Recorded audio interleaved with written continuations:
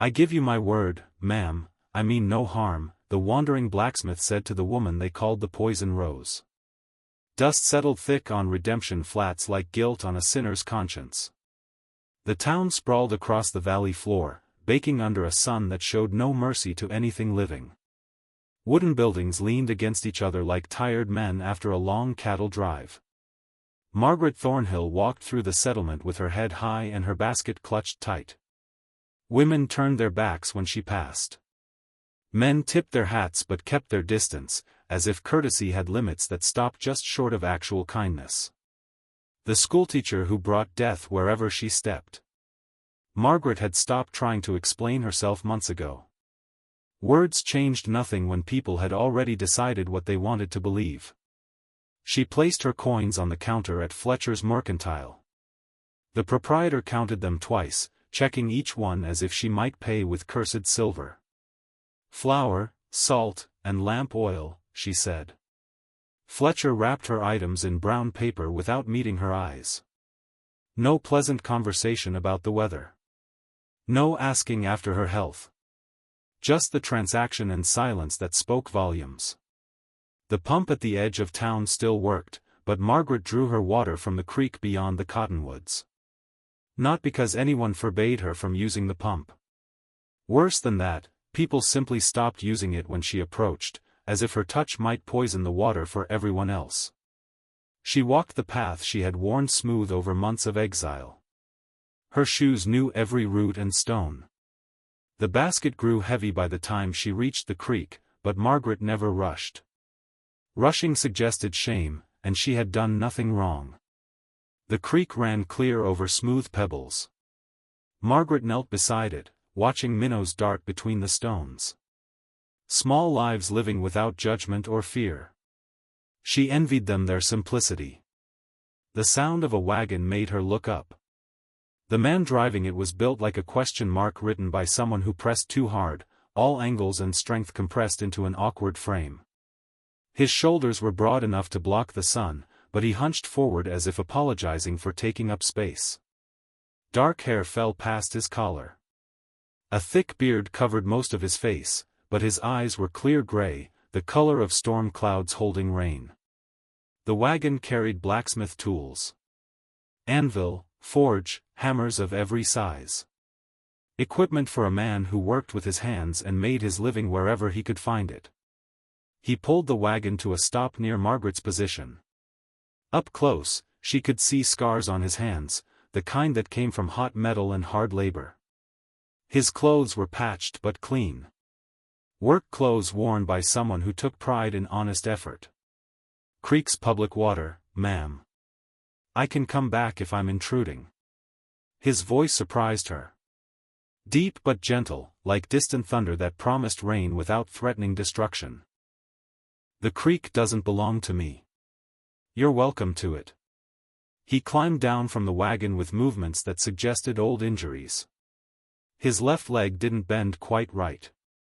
He favored it without making a show of the weakness. A man accustomed to working through pain. "Name's Jacob Ironwood," he said, removing his hat. "Looking to set up shop here for a spell. Town seems to need metalwork." "Margaret Thornhill. I teach school here. Or I did." She filled her second bucket. "You might want to ask around town before you're seen talking to me. Folks have opinions." Jacob led his horse to the creek. The animal drank deeply while he studied Margaret with those gray eyes. She got the impression he saw more than most people. Folks always have opinions. Doesn't make them right. These opinions could hurt your business before you start it. My business is fixing things that are broken. Seems like this town might have plenty of that kind of work. Margaret finished filling her buckets. Jacob made no move to help without being asked. She appreciated that. Unwanted assistance was just another form of pity. "The schoolhouse is closed," she said, answering a question he hadn't asked. Parents stopped sending their children after the incident. What incident would that be? Margaret picked up her buckets. Water sloshed against the wooden sides. the teacher before me took sick and died.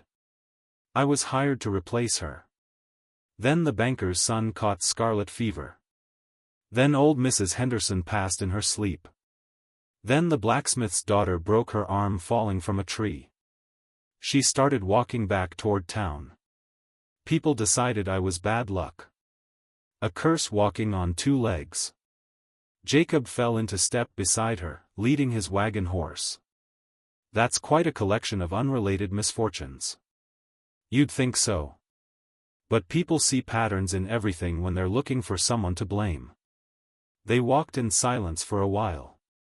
Margaret expected him to make excuses and drift away, as most newcomers did once they learned her reputation. Instead, he kept pace with her steady stride. I lost my position at the school, Margaret continued. Now I take in mending and washing. It pays enough to keep body and soul together, barely. Teaching's important work. Shame to waste it. Can't teach children whose parents won't let them near me. They reached the edge of town. Margaret expected Jacob to veer away toward the main street. Instead, he followed her path toward the small house at the settlement's edge, the one with the sagging porch and the shutters that needed paint. This is where I stop, Margaret said. You'll want to head into town proper. The mayor's office is next to the saloon. He'll tell you about available properties for your forge. Jacob studied her house with the eye of a man who noticed structural problems. Porch boards are rotted through in places. Posts need reinforcement. Roof's got maybe one more winter before it starts leaking. I'm aware. I could fix it. Payment for the water and the conversation. Margaret set down her buckets. Mr. Ironwood, you seem like a decent man. But accepting help from me, or offering it, will mark you in this town. You'll be the blacksmith who associated with the curse woman. It will cost you customers. Jacob looked at the house, then at Margaret, then back at the house. I've been marked in various towns for various reasons. One more won't change much. Besides, a man who can't fix a widow's porch isn't worth much as a tradesman. I'm not a widow. The correction came automatically. Margaret had made it so many times it felt like a reflex. My apologies, ma'am. I assumed. Everyone assumes. I've never been married. I came here to teach, nothing more. But old maid schoolteacher doesn't have the same dramatic weight as cursed widow, so people improved the story. Jacob nodded slowly. People do like their stories. Makes life seem more interesting than it is. He unhitched his wagon horse and began unloading tools. Margaret watched him work with the efficiency of long practice. Every movement had purpose. No wasted motion. The mark of a craftsman who had spent years perfecting his trade. I haven't agreed to this, she said. You haven't disagreed either.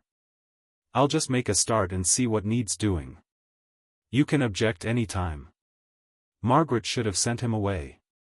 Should have protected him from the taint of her reputation.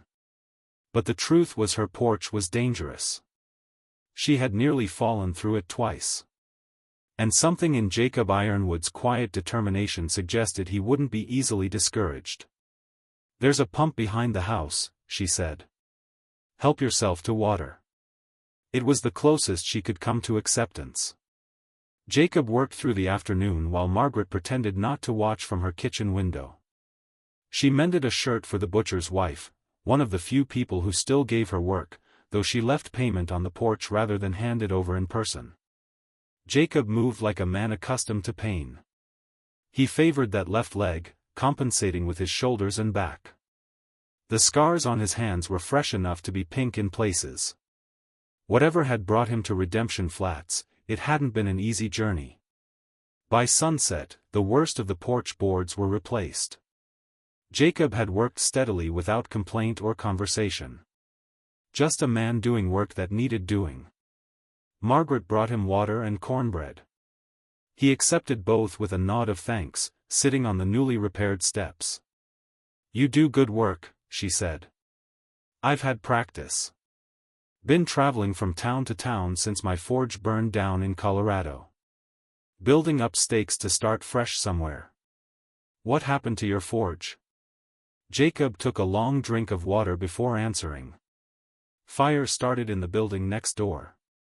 Spread before anyone could stop it. Took out half the block. My forge, my home, my savings. Everything I'd built over 15 years. I'm sorry. Not as sorry as the man who started it. Jacob's voice went flat. He was drunk, knocked over a lamp in the boarding house. Tried to put it out himself instead of calling for help. By the time anyone knew, the fire was too big to fight. Margaret understood the tone. She knew about anger that had nowhere to go, fury at circumstances that couldn't be changed by any amount of rage. People blamed you for something, Jacob said. Not a question. The teacher before me had been here 20 years. Everyone loved her. When she died of pneumonia, people were devastated. I arrived 2 weeks later. Some folks decided I had brought her death with me, even though she was already sick when I was hired. Then other things happened, normal things, the kind of misfortunes that happen in any town. But people were already looking for patterns. Once they found them, nothing could change their minds. So they closed the school. They didn't close it officially. Parents just stopped sending their children.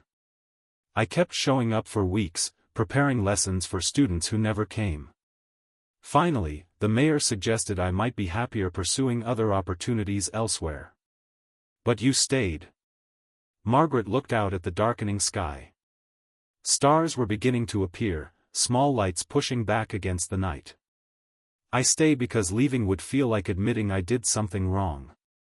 I won't give them that satisfaction. Jacob stood, testing his weight on the repaired porch. The boards held firm. I understand that feeling. I'll be back tomorrow to work on the posts. You don't have to. I know. But I'm going to anyway. Call it stubbornness or stupidity, whichever seems more likely. He limped back to his wagon and drove off toward town. Margaret watched him go, wondering if he would return. Most people's good intentions lasted until they faced social consequences. Jacob Ironwood seemed different, but Margaret had been wrong about people before. She went inside and lit her lamp against the growing darkness. The house felt less empty than usual. Perhaps it was the new porch boards, solid under her feet.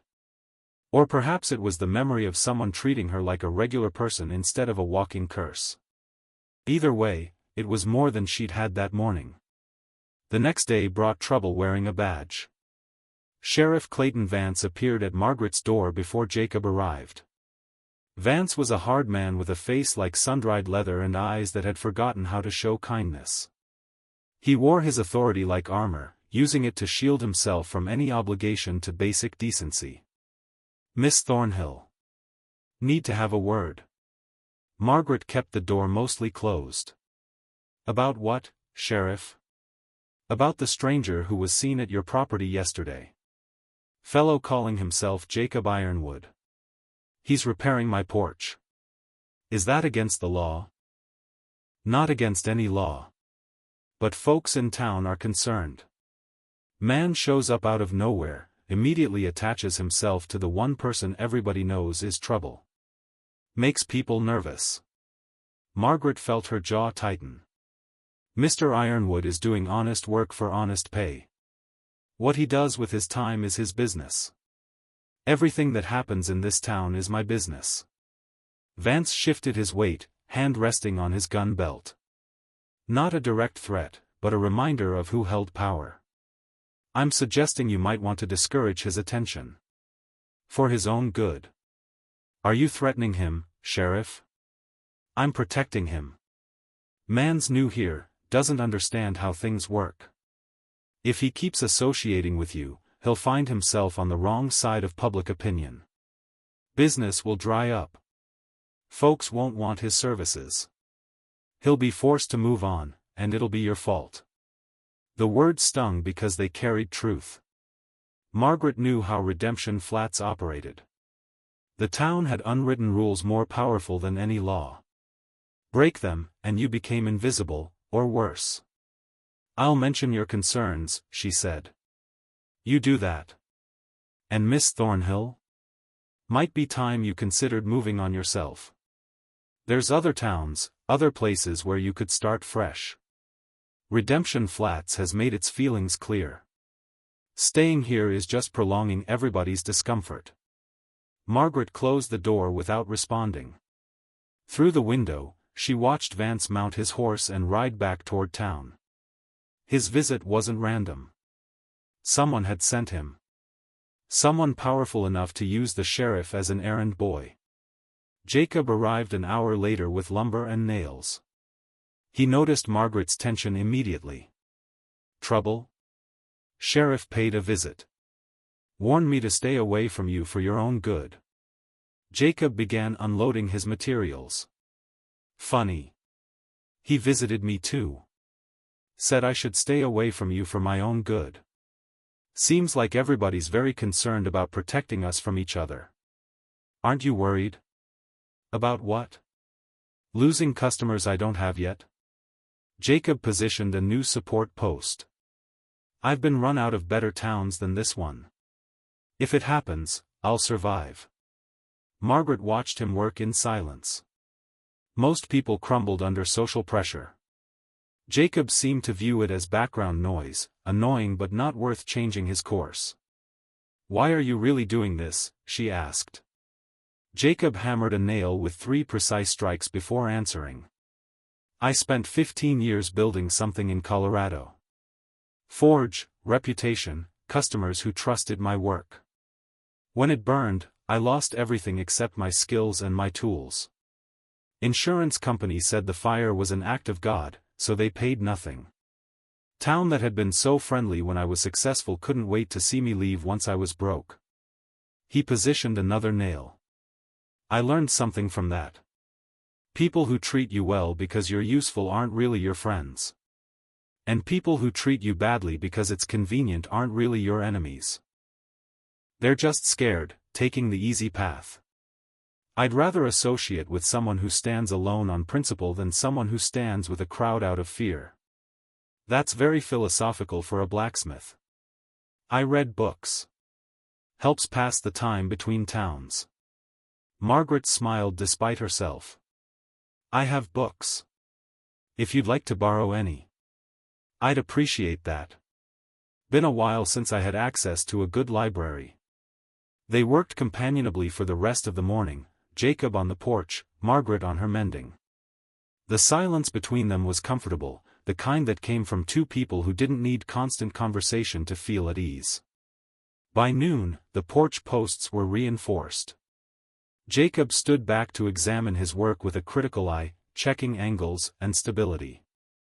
Margaret brought him water and bread with butter. The roof's next, he said. Another week or two, and the whole place will be solid.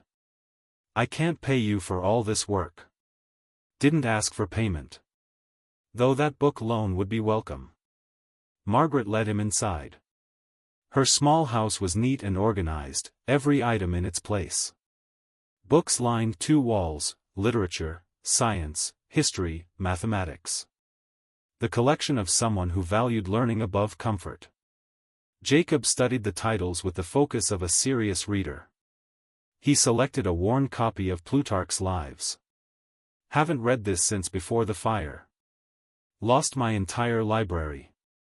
You can keep it. I have others. I'll return it when I'm done. A borrowed book is a promise to see someone again. Something in the way he said it made Margaret's cheeks warm. She busied herself with straightening books that didn't need straightening. Jacob tucked the book into his saddlebag. I'll be back tomorrow for the roof work. Unless you'd rather I didn't. Tomorrow is fine. After he left, Margaret sat on her newly solid porch and let herself imagine a future where Jacob Ironwood kept returning. Where his presence became routine rather than remarkable. Where Redemption Flats learned to accept them both. It was a dangerous hope, the kind that made disappointment hurt worse when it inevitably came. But for now, in the afternoon sunshine with solid boards beneath her feet, Margaret allowed herself to believe. The town's response came 3 days later. Margaret woke to find her clothesline cut, her clean laundry lying in the dirt. Someone had thrown rocks through 2 windows during the night. Shattered glass covered her floor like malicious snow. The message was clear. Stop accepting help from the stranger. Stop making people uncomfortable with your persistence in staying. Leave, or things would get worse. Margaret was sweeping glass when Jacob arrived. He took in the damage without expression, then began boarding up the broken windows with scrap lumber from his wagon. You should reconsider this arrangement, Margaret said. They're escalating. Next time, it might not be property they damage. Let them escalate. I've faced worse than broken windows. This isn't your fight. Jacob paused his work to look at her directly. Respectfully, ma'am, I'll decide what fights are mine. This town needs a blacksmith. You need a safe place to live. Both those things are true regardless of what scared people do in the night. They could burn my house. Then I'll help you rebuild it. Or we'll find you somewhere else to live.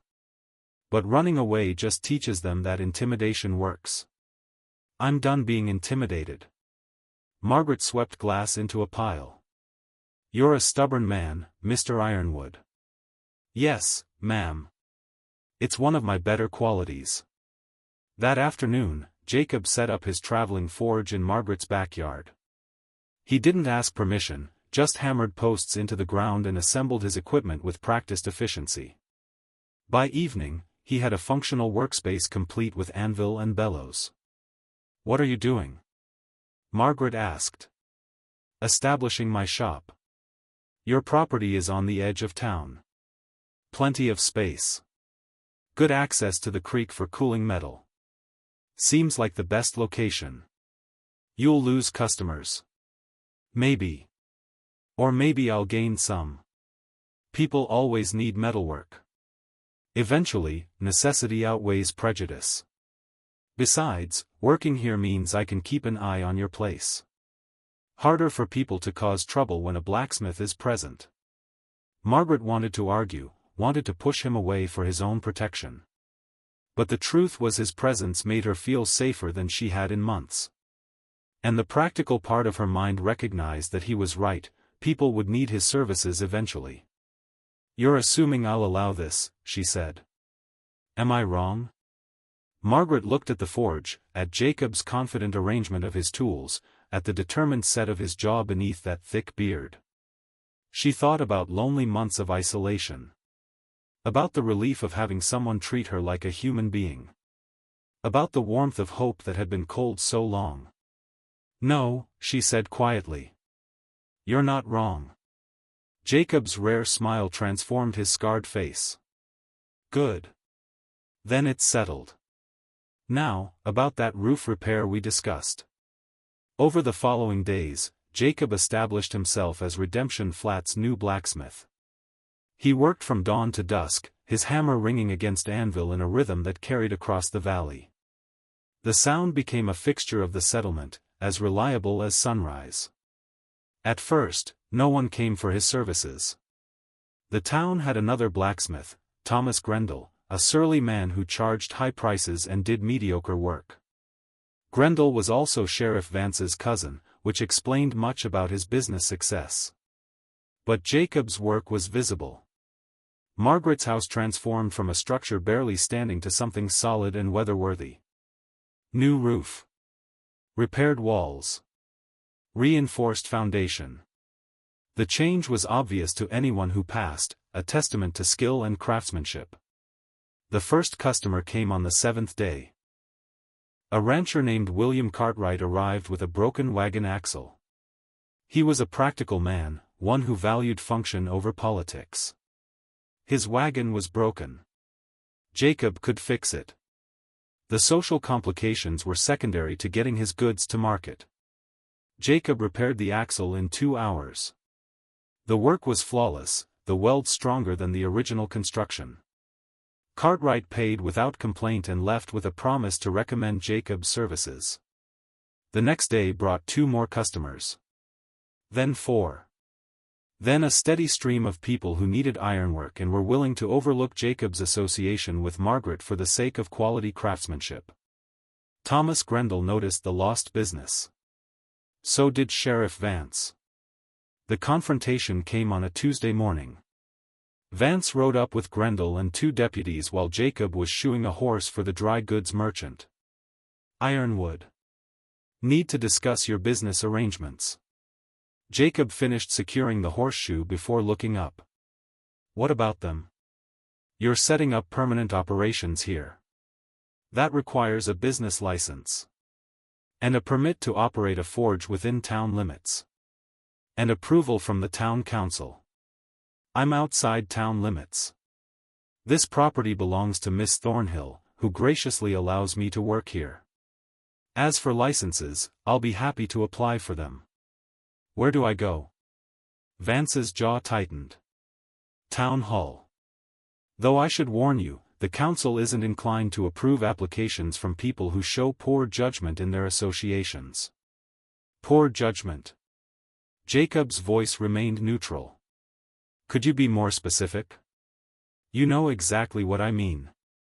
Setting up here, working out of the cursed woman's property, it reflects badly on the entire town. Makes us look like we tolerate that kind of thing. What kind of thing would that be? A blacksmith doing honest work? Or a teacher living peacefully on her own property? Grendel stepped forward. He was a thick man with hands that showed more calluses from fighting than from forge work. You're taking business that rightfully belongs to established tradesmen. We don't need outsiders coming in and stirring up trouble. I'm not stirring trouble. I'm fixing broken tools and equipment. If you have a problem with that, perhaps you should examine why your customers are seeking alternatives. The insult landed. Grendel's face reddened. He took another step forward, hands clenching into fists. Jacob didn't move. He simply watched Grendel approach with calm gray eyes. No fear, no aggression.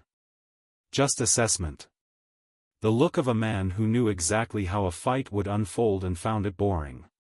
Easy, Thomas. Vance put a hand on Grendel's shoulder. No need for that. Yet. He turned back to Jacob. This is your last warning, Ironwood. Apply for proper permits. Distance yourself from Miss Thornhill. Conduct your business in a manner that respects community standards. Or find yourself facing consequences. What kind of consequences? The kind that make it impossible to do business in this territory. Blacksmiths need credit with suppliers. They need customers willing to recommend their services. They need the goodwill of local law enforcement when disputes arise. All of that can disappear very quickly for someone who refuses to cooperate. Jacob set down his hammer. Sheriff, I appreciate your position. But I've been cooperative. I'm a skilled tradesman offering fair prices for quality work. I bother no one. I respect everyone. If that's not enough to satisfy community standards, then perhaps the standards need examination, not my behavior. Vance's hand moved to his gun belt. Not drawing, just resting there as a reminder. You've been warned. What happens next is your choice. They rode off in formation, a show of official power meant to intimidate. Jacob returned to his work without visible concern. But Margaret had watched the confrontation from her window, and she felt cold fear settling in her stomach. They're going to find a way to force you out, she said when Jacob came inside for water. Probably. And that doesn't bother you? Jacob drank deeply before answering. I've been forced out before. Made me stronger. Besides, they're not as unified as they pretend. Did you notice how the dry goods merchant didn't react when Vance made his threats? He just waited for me to finish his horse. That's significant. How? It means the town is divided. Some people support Vance and his way of doing things. But others are tired of poor service and high prices. They want alternatives. As long as I provide value, I'll have customers. Vance can threaten all he wants, but he can't actually prevent people from hiring me. He can make your life difficult. He can try. But I've lived through difficult. This is just inconvenient. Margaret envied Jacob's calm. She had spent months feeling battered by Redemption Flat's hostility. His arrival had given her an ally, but it had also given her something more dangerous: hope. And hope could be crushed far more painfully than resignation. That night, Margaret couldn't sleep. She lay in bed listening to the wind and thinking about all the ways this situation could end badly. Jacob forced to leave. Her house burned in retaliation. Violence erupting between Grendel and Jacob. A dozen scenarios, each worse than the last. She rose and made tea by lamplight, trying to calm her racing thoughts. The house felt solid around her now. Jacob's repairs had transformed it from a structure that barely sheltered her to a real home. Sturdy walls. Secure roof. Foundation that would last years. Leaving would mean abandoning everything he had built. But staying might mean putting him in danger. The knock on her door made her jump. Margaret grabbed a kitchen knife before approaching cautiously. "Who's there?" "It's Jacob. Sorry to disturb you so late. Saw your lamp burning and wanted to make sure everything was all right." Margaret opened the door. Jacob stood in the moonlight, still dressed in work clothes. He had been sleeping in a tent beside his forge, refusing her offer of indoor space. "I couldn't sleep," she said. "Thinking about what Vance said. He's trying to scare us. That's different from actually being able to harm us." "Is it?" "He has the law on his side. He has the town's support. We have nothing. We have skills. We have integrity. We have each other's support. That's more than nothing." Margaret set down the knife. "Why are you really doing this? And don't tell me it's about principle or stubbornness. There has to be more to it." Jacob was quiet for a long moment. When he spoke, his voice was softer than usual. "When my forge burned, I lost more than property. I lost my sense of place. I had built that business from nothing. Every tool, every satisfied customer, every reputation point was earned through years of effort. When it vanished overnight, I felt like I was floating. No anchor, no purpose, no home." He looked at Margaret's house, solid in the moonlight. "I've been drifting since then. Town to town, job to job, never staying anywhere long enough to feel settled. Then I came here and met someone who refused to drift. Someone who stood her ground despite everything. And I thought, maybe that's what I need. To stop running. To plant roots even when the ground seems hostile. To build something that matters, even if it's difficult." "You're using me as inspiration for your own recovery." "No." "Well, yes, partly. But also," Jacob hesitated. "Also, I haven't connected with anyone in months. Since the fire, people look at me like I'm damaged goods. A failure. Someone to pity or avoid. You looked at me like I was just a man. That matters more than you might realize." Margaret felt something shift in her chest. A wall she had built for protection crumbling under the weight of honesty. "I know exactly what you mean. People here see me as a curse, a problem, a threat. They don't see Margaret Thornhill, woman who likes books and teaching and quiet evenings. They see their fears projected onto human shape. It's exhausting." "Yes," Jacob said simply. "It is." They stood in companionable silence. Around them, Redemption Flat slept, unaware or uncaring about two outcasts finding common ground. "Thank you for staying," Margaret said. "Thank you for letting me." Jacob returned to his tent. Margaret went back to bed. This time, she slept soundly, the house's solid walls and Jacob's nearby presence combining to create a sense of safety she hadn't felt in longer than she could remember. The morning brought unexpected visitors. Margaret was tending her small garden when 3 women approached. She recognized them, the banker's wife, the doctor's wife, and the mayor's daughter. Pillars of Redemption Flats society, women whose opinions shaped the town's social landscape. Margaret stood, brushing dirt from her hands. "Good morning." The banker's wife, Eleanor Chase, took the lead. She was a handsome woman in her 40s with steel-gray hair and eyes that missed nothing. "Miss Thornhill. We need to discuss something important." Margaret braced for accusations or demands that she leave town. Instead, Eleanor surprised her. "My daughter needs tutoring in mathematics. She's 17 and struggling with the concepts necessary for higher education.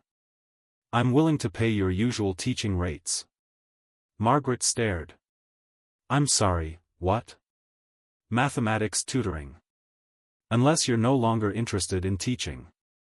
No, I mean yes, I'm interested. But I thought, people don't want their children near me." The doctor's wife, Hannah Morrison, spoke up. She was younger than Eleanor, with kind eyes and a gentle manner. "Some people believe superstitious nonsense. Others of us have been looking for an excuse to push back against it. The arrival of Mr. Ironwood and his obvious regard for you provided that excuse." "I don't understand." The mayor's daughter, Sarah Whitmore, laughed. She was barely 20, full of the confidence that came from youth and privilege. "Mother is furious with me. But I told her that if the town runs off every capable person because of gossip and stupidity, soon we'll have no one left except gossips and stupid people." She couldn't really argue with that logic. Eleanor nodded. "There's been a growing frustration with Sheriff Vance's heavy-handed approach to town management. With Thomas Grendel's monopoly on metalwork. With the social pressure to conform to narrow-minded thinking. Some of us are tired of it. When Mr. Ironwood set up his forge here and refused to be intimidated, it reminded people that resistance is possible." "So you're using me to make a political statement?" "No," Hannah said firmly. "We're giving you business because you're a skilled teacher and our children need education. The political statement is secondary. Though I'll admit, it's a pleasant bonus."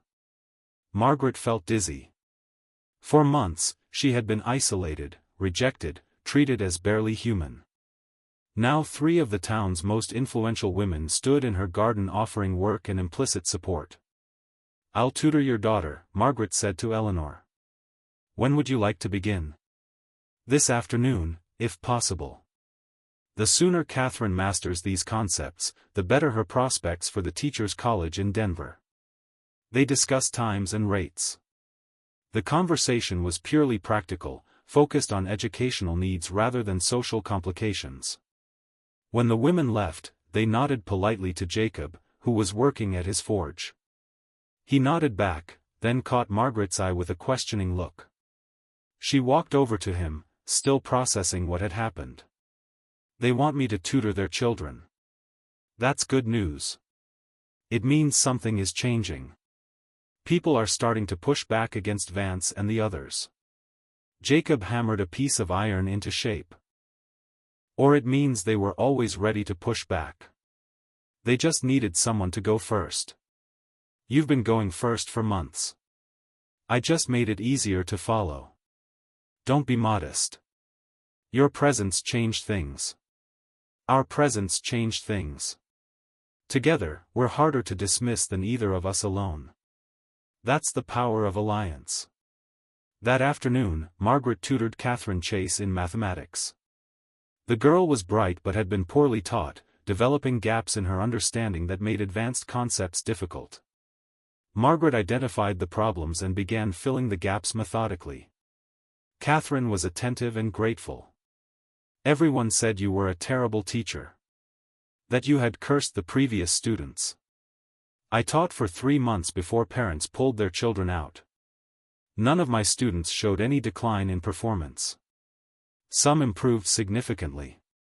But facts don't matter when people are determined to believe a story. Mother says this town has let fear rule too long. She says intelligent people should resist unreasonable pressure. Catherine worked through a problem Margaret had assigned. I think she's right. Fear makes people cruel. Yes, it does. They worked for 2 hours. By the end, Catherine had mastered concepts she'd struggled with for weeks. Margaret felt the familiar satisfaction of good teaching, the joy of watching understanding dawn in a student's eyes. Word spread quickly. By the end of the week, Margaret had 3 more students. Not children, their parents were still too fearful or stubborn, but older teenagers seeking education beyond what Redemption Flats provided. Young people who would leave for Denver or San Francisco, who needed preparation for the wider world. Margaret's small house became a classroom again. Jacob built her a proper desk and shelves. The sound of recitation mixed with the ring of his hammer, creating a rhythm of productivity and purpose. But not everyone approved of the changes. Sheriff Vance appeared at Margaret's door on a Friday evening. Jacob was working late at his forge, and Margaret was alone preparing lessons for the following week. Miss Thornhill. We need to talk about your new business venture. Teaching isn't a business venture. It's a service I'm providing to families who request it. Teaching requires proper licensing. Registration with the county. Approval from the school board. I have all those things. I was certified to teach when I was hired by this town. That certification doesn't expire simply because I'm no longer employed by the school. Vance's eyes narrowed. Private tutoring falls under different regulations. I'll need to see documentation of your authority to operate a teaching practice from your residence. Margaret knew he was inventing obstacles. But arguing wouldn't help. I'll review the regulations and ensure I'm in compliance. See that you do. And Miss Thornhill? You might want to reconsider the company you keep. Mr. Ironwood has been asking questions around town. Questions about property ownership. About financial arrangements between certain citizens. Questions that make people uncomfortable. Margaret's stomach tightened. What kind of questions? The kind that suggest he's more than just a traveling blacksmith. The kind that make me wonder what his real purpose is in Redemption Flats. After Vance left, Margaret walked to Jacob's forge. He was banking the fire for the night, his face illuminated by the dying glow of coals. Vance was here. He says you've been asking questions. Jacob continued his work. I've been making conversation. People talk while I work. I listen. What have you learned? Interesting things. Like how most of the good farmland around Redemption Flats is owned by 3 men, Vance, Grendel, and a lawyer named Horace Pemberton.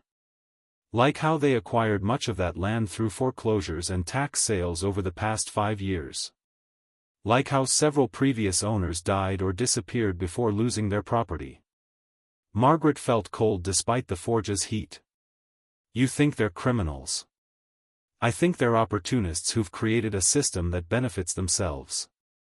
Whether it crosses into criminal behavior, I can't say yet. But the pattern is suggestive. Jacob, if you're investigating them, you're putting yourself in real danger. These aren't just petty tyrants. If what you're suggesting is true, they're murderers. I'm not investigating anything. I'm just a curious blacksmith who listens to what people tell me. Jacob finally looked at her. But yes, I'm being careful. And you should be too. If they realize we're connecting pieces they want kept separate, they'll take action. Then stop. Please. I can't, I've already lost so much. I can't lose you too. The words came out more emotional than Margaret intended. She saw surprise flash across Jacob's face, followed by something softer. I'll be careful, he said quietly. I promise. But promises meant little against determined men with everything to lose. The attack came on a moonless night 2 weeks later. Margaret woke to the sound of breaking glass. She grabbed the shotgun she had taken to keeping beside her bed, a gift from Jacob, who insisted she needed protection. 4 men surrounded Jacob's forge. They carried torches and clubs. Margaret recognized none of them, which meant they were hired from outside Redemption Flats. Professionals brought in for specific purpose. Jacob emerged from his tent carrying a heavy forge hammer. Even outnumbered, his size and evident strength made the attackers hesitate. "No need for trouble," one of them called. "Just pack up and move on. You've got until sunrise." "I don't think so," Jacob replied. Margaret raised her shotgun and fired into the air. The blast echoed across the valley. The attackers spun toward her, clearly not expecting armed resistance. "The next shot won't be a warning," Margaret called. Her voice shook, but her hand stayed steady on the gun. The men looked at each other, calculating odds. 4 against 2 seemed favorable. But 4 against 2 when one had a shotgun and the other had the build of a draft horse made the math less certain. "You're making a mistake, lady," the leader said. "No.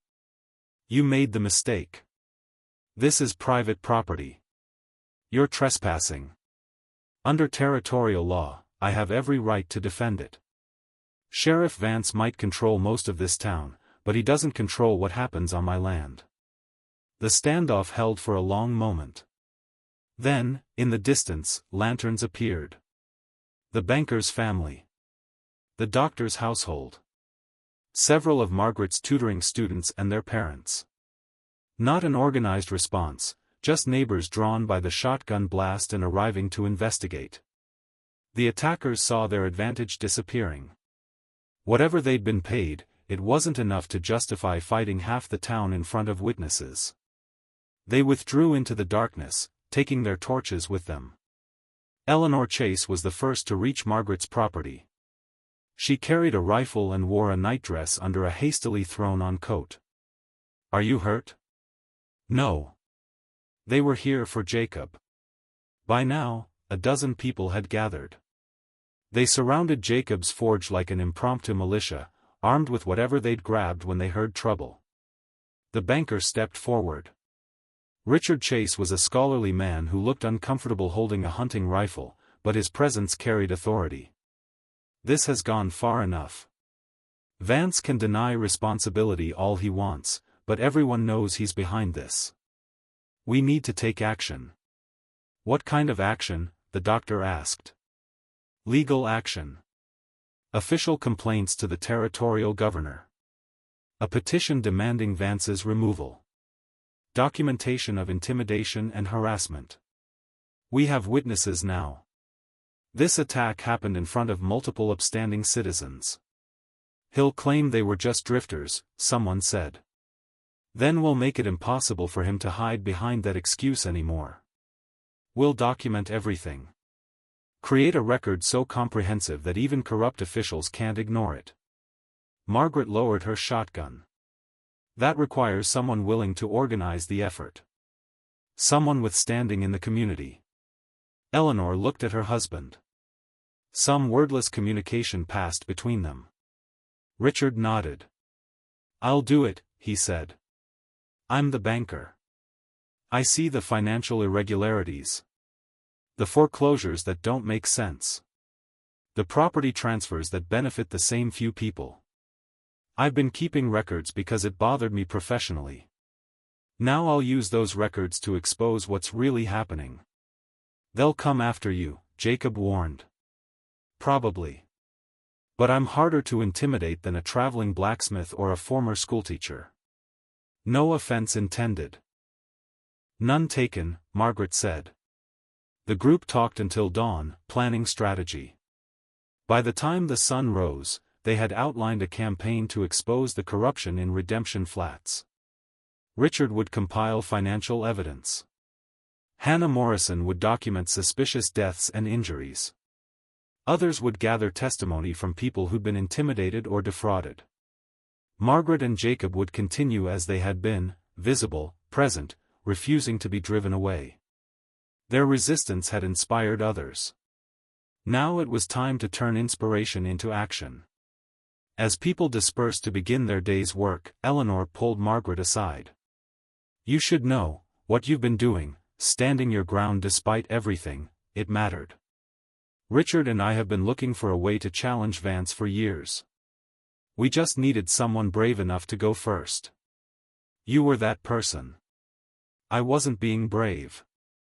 I was just being stubborn. Sometimes those are the same thing."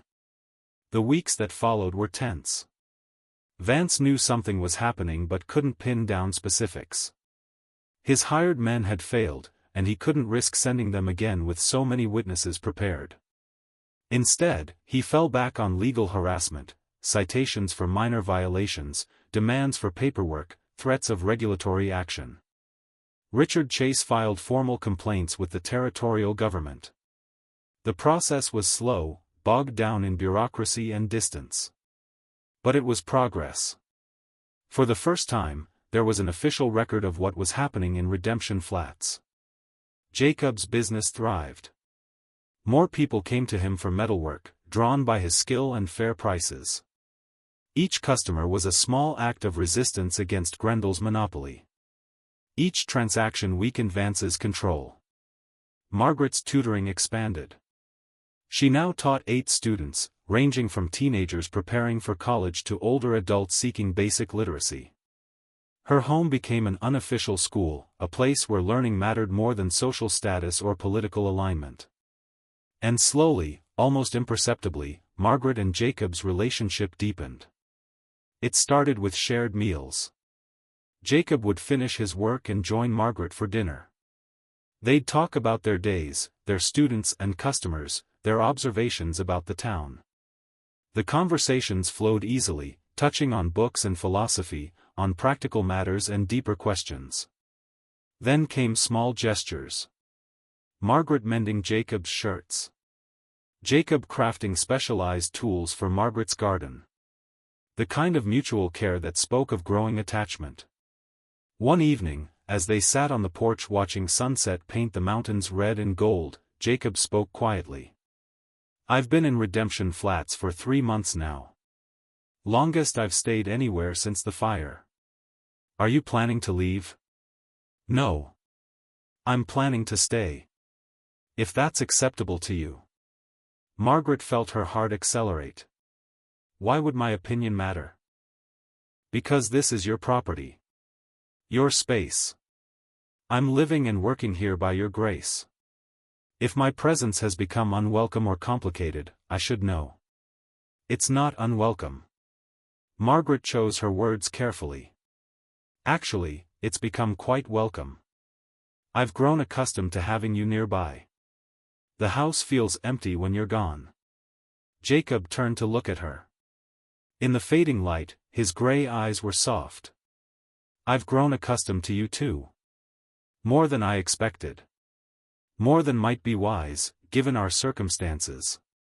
"What circumstances would those be?" "I'm a broke blacksmith with no prospects beyond my skills and tools. You're an educated woman who deserves someone with better standing. Someone who can offer security and position, not just forge work and stubbornness." Margaret laughed, surprising them both. "Jacob, I'm a disgraced schoolteacher living in a rundown house on the edge of a hostile town. I'm not exactly in a position to be particular about standing and security. Besides, I don't want those things. I want honesty. Respect. Someone who sees me as I actually am, not as a symbol of their fears or ambitions." "I see you," Jacob said simply. "Margaret Thornhill, who loves books and mathematics. Who teaches with patience and precision. Who stands her ground when easier options exist. Who fires shotguns into the air to protect people she cares about. I see you too. Jacob Ironwood, who reads Plutarch and repairs porches. Who works with quiet competence. Who builds things meant to last. Who stays when others would run." The moment stretched between them, full of possibility. Then Jacob did something Margaret had never seen him do. he smiled fully, the expression transforming his scarred, bearded face into something almost boyish. Would it be presumptuous if I asked to court you properly? With the understanding that proper courtship in redemption flats might look different than in more conventional places? I think it would be presumptuous if you didn't ask. Jacob took her hand. His palm was rough from years of forge work, warm and strong. Margaret felt something settle in her chest, not the excitement of new romance, but something deeper. Recognition. The sense of having found something she hadn't known she was looking for. They sat together until stars emerged, talking quietly about futures they might build together. It wasn't dramatic or passionate. It was something better, steady, real, built on foundation of shared struggle and mutual respect. The revelation came from an unexpected source. Thomas Grendel appeared at Jacob's forge on a cold morning in late autumn. He looked diminished somehow, his usual bluster replaced with nervous energy. His eyes darted constantly, checking for watchers. "Need to talk to you private," he said to Jacob. Margaret was inside preparing lessons, but she could hear the conversation through her open window. She stayed quiet, sensing something important was unfolding. "About what?" Jacob asked. "About what's really happening in this town. About Vance and Pemberton. About the things I've been part of." Jacob set down his work. "Why tell me?" "Because you're not afraid of them. And because," Grendel's voice broke. "Because my daughter is sick. Really sick. Doc Morrison says she needs medicine we can't get here. Has to be ordered from Denver. Costs more money than I have. I'm sorry to hear that. But I still don't understand why you're here. Vance and Pemberton have been running schemes for years. Foreclosures, property manipulation, intimidation. I helped them. Threatened people, drove off competition, made sure things went their way. They paid me well. But now that I need help, they're nowhere to be found. Vance says money's tight. Pemberton says he can't extend more credit. They're leaving my daughter to die because I'm not useful anymore." Jacob's voice remained neutral. "That's unfortunate. But it doesn't explain what you want from me. I have records. Ledgers showing payments for illegal activities. Letters containing instructions for intimidation. Documents proving their schemes. I kept copies of everything because I didn't trust them. Now I'll trade those records for help getting medicine for my daughter." Margaret's breath caught. This was the evidence they needed. Proof that would expose Vance and Pemberton completely, that would justify federal intervention.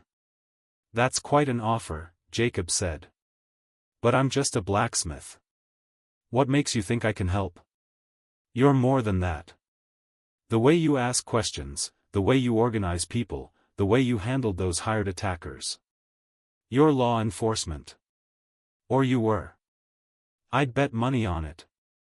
There was a long silence. Then Jacob spoke quietly. "I was a deputy marshal in Colorado. Lost my position when my forge burned and I couldn't prove some of the evidence I'd collected. The fire destroyed records I'd been keeping on a criminal network.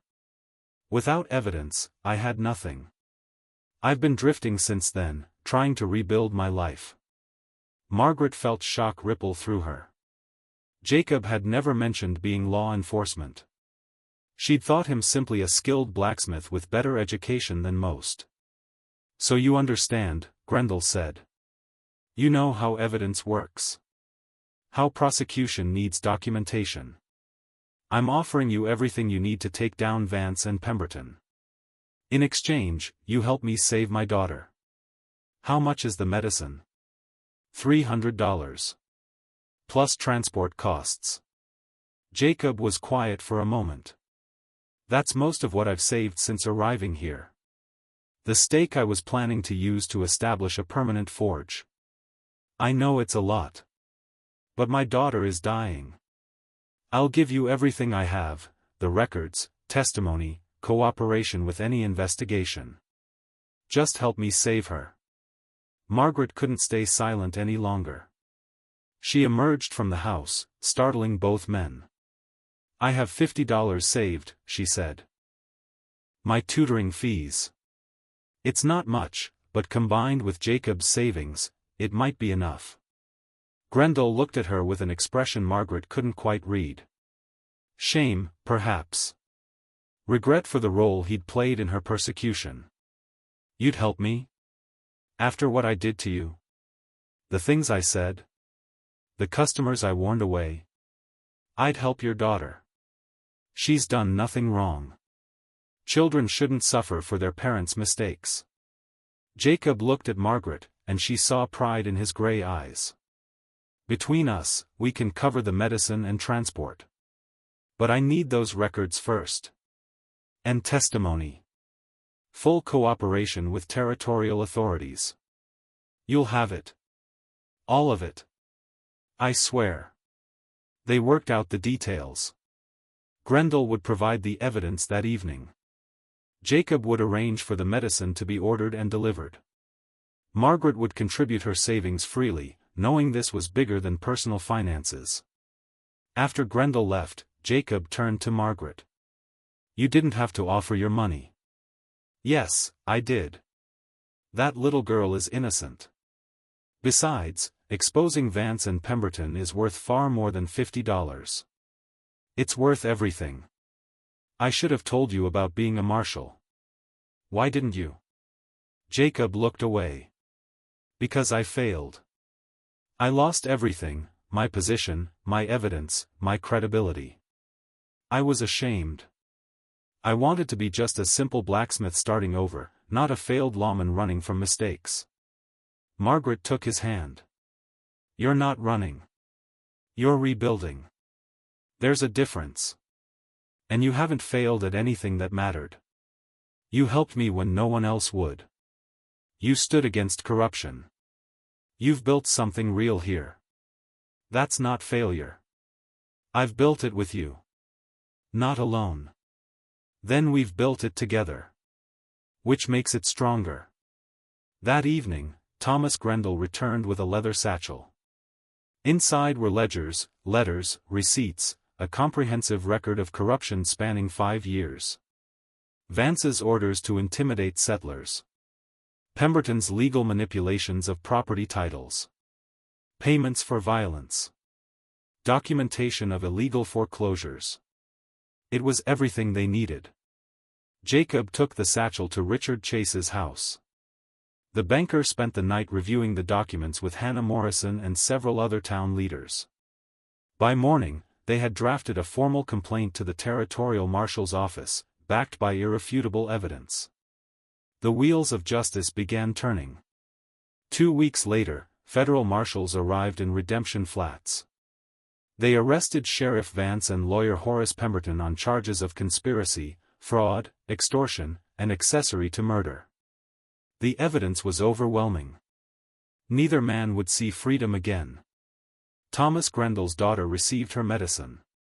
She slowly recovered, gaining strength as autumn turned to winter. Grendel himself faced charges for his role in the schemes, but his cooperation earned him a reduced sentence, 2 years in territorial prison instead of hanging. With Vance gone, Redemption Flats began a transformation. New elections brought honest leadership. The school reopened with Margaret as head teacher, a position she accepted on condition that she could continue private tutoring as well. Jacob established his forge permanently, becoming the town's official blacksmith and occasional consultant to law enforcement. The house on the edge of town, once a symbol of isolation, became a gathering place. Students, customers, neighbors, people came and went freely, drawn by Margaret's teaching and Jacob's steady presence. On a winter evening, with snow falling soft outside and fire crackling in the hearth, Jacob knelt before Margaret in her small living room. In his scarred hands, he held a ring he had forged himself, simple but elegant, the metalwork showing the precision of a master craftsman. "I know I'm not what anyone would choose on paper. A former marshal who lost everything. A blacksmith with more scars than savings. A man with a bad leg and a worse history. But I love you, Margaret Thornhill. I love your strength and intelligence. I love how you stand for what's right even when it's hard. I love the life we've built here together. Will you marry me? Margaret took his hands, rough and warm in hers. You're exactly what I would choose. Not despite your history, but because of it. You're a man who knows how to build things that last. Who keeps his promises. Who sees people as they really are. Yes, Jacob Ironwood. I'll marry you. The wedding took place in spring, when wildflowers covered the hills and the creek ran high with snowmelt. The ceremony was held in Margaret's house, their house now, with most of Redemption Flats in attendance. Even Thomas Grendel was given leave to attend, standing quietly in the back with tears on his face. Eleanor Chase organized everything with military precision. Hannah Morrison provided flowers from her garden. Richard Chase gave a speech about courage and redemption that left half the guests weeping. Catherine Chase, now preparing to leave for Teachers College, served as Margaret's attendant. It was not a grand wedding. But it was genuine, a celebration of two people who had found each other in darkness and built something that brought light. As Margaret and Jacob stood together before their friends and neighbors, speaking vows they meant with every fiber of their being, something shifted in Redemption Flats. The town that had once thrived on fear and exclusion began learning a different way. Not perfect, communities never are, but better. More just. More willing to see people as individuals rather than symbols. And at the center of that transformation stood a schoolteacher and a blacksmith, two outcasts who had refused to accept exile. Who had stood together when standing alone would have been easier. Who had proven that gentleness and strength were not opposites but partners. Years later, travelers would ask about the couple who ran the school and forge on the edge of Redemption Flats. They'd hear stories about the woman who had been unjustly blamed and the man who had helped expose corruption. About how they'd faced down criminals and built a life together. About how their marriage had become a foundation for an entire community's renewal. But the people of Redemption Flats knew the real story was simpler and more profound than any legend. It was about two people treating each other with respect when the world offered only judgment. About building something real in a place that had lost its way. About the quiet courage required to live with integrity when easier paths beckoned. Margaret continued teaching for 30 years, educating generations of students who went on to colleges and professions across the territory. Jacob's Forge became famous for the quality of its work, his repairs lasting decades beyond their creators. Together, they raised 3 children who grew up knowing their parents had built something meaningful from nothing. The house on the edge of town expanded over the years, new rooms added as the family grew, each addition showing Jacob's careful craftsmanship. What had once been a symbol of isolation became a landmark of community, a place where people gathered for celebrations and support. Thomas Grendel, after serving his sentence, returned to Redemption Flats a changed man. He opened a small repair shop and spent the rest of his life trying to atone for his past actions. His daughter, saved by Margaret and Jacob's sacrifice, became a nurse and dedicated her career to helping others. The thread of redemption that began with one act of grace wove itself through generations. And every night, as stars emerged over the mountains and the valley settled into darkness, Jacob and Margaret would sit on their porch, solid now, built to last a century, and talk quietly about their day. About students and customers. About children and grandchildren. About the ordinary miracles of a life built on foundation of mutual respect and love. They had promised gentleness to each other in a harsh world. That promise had grown into something neither had imagined possible, a partnership that transformed not just their own lives, but an entire community. Proof that sometimes the strongest force in a broken place is simply two people refusing to be broken. Two people choosing to build rather than flee. Two people believing that dignity and justice matter more than comfort or conformity. The iron hand and the schoolteacher. The outcasts who became pillars. The story that began with accusation and ended with grace. And in Redemption Flats, Where dust still clung to everything and the sun still showed no mercy, their legacy endured. A reminder that the best way to defeat darkness is not through violence or vengeance, but through the steady light of people living with integrity. Through the quiet revolution of treating others with respect. Through the powerful act of building something beautiful in a place that had forgotten how. Their story became the town's story. And both were better for it.